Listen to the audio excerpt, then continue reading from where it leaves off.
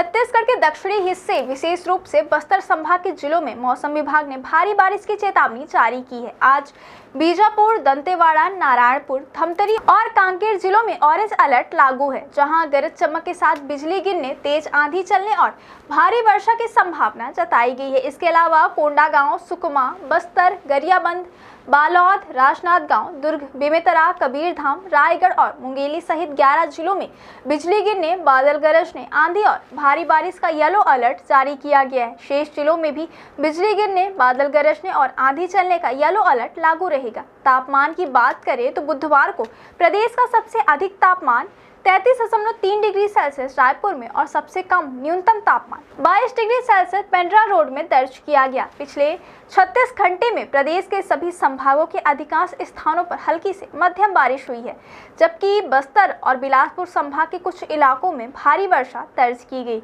मौसम विभाग के मुताबिक पश्चिम मध्य और उत्तर पश्चिम बंगाल की खाड़ी में लो प्रेशर एरिया बना हुआ है, जिसके प्रभाव से अगले एक सप्ताह तक प्रदेश के कुछ स्थानों पर भारी बारिश संभव है।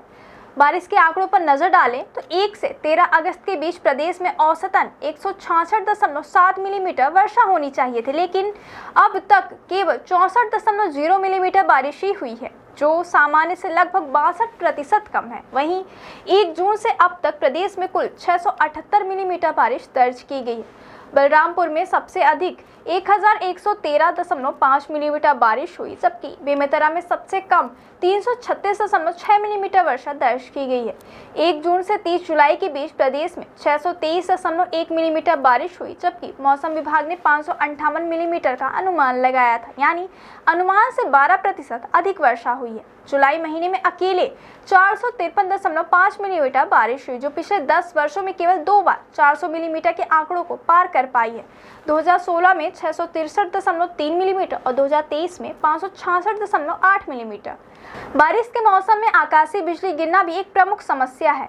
आकाशीय बिजली गिरने के कारणों पर विशेषज्ञ बताते हैं कि आसमान में जब विपरीत ऊर्जा वाले बादल तेज हवाओं के साथ उमड़ते घुमड़ते हैं और विपरीत दिशा में जाकर आपस में टकराते हैं, इस टकराव से घर्षण उत्पन्न होता है, जिससे बिजली पैदा होती है और वह धरती पर गिरती है। जब बिजली पृथ्वी तक पहुंचती है तो वह एक ऐसे माध्यम की तलाश करती है जिससे होकर वह गुजर सके। यदि यह बिजली किसी बिजली के खंभे से टकराती है तो वह इसके लिए संचालक का काम करता है, लेकिन यदि उस समय कोई व्यक्ति इसकी परिधि में होता है तो वह भी इस विद्युत धारा के लिए सबसे प्रभावी कंडक्टर बन सकता है, जिससे जान का खतरा और अधिक बढ़ जाता है। छत्तीसगढ़ में विशेष रूप से बस्तर संभाग और आसपास के जिलों में अगले कुछ दिनों तक भारी बारिश की संभावना है। गरज चमक और बिजली गिरने का खतरा भी बना रहेगा। मौसम विभाग के ऑरेंज और येलो अलर्ट को देखते हुए लोगों को सतर्क रहने, अनावश्यक यात्रा से बचने और सुरक्षित स्थानों पर रहने की सलाह दी गई है।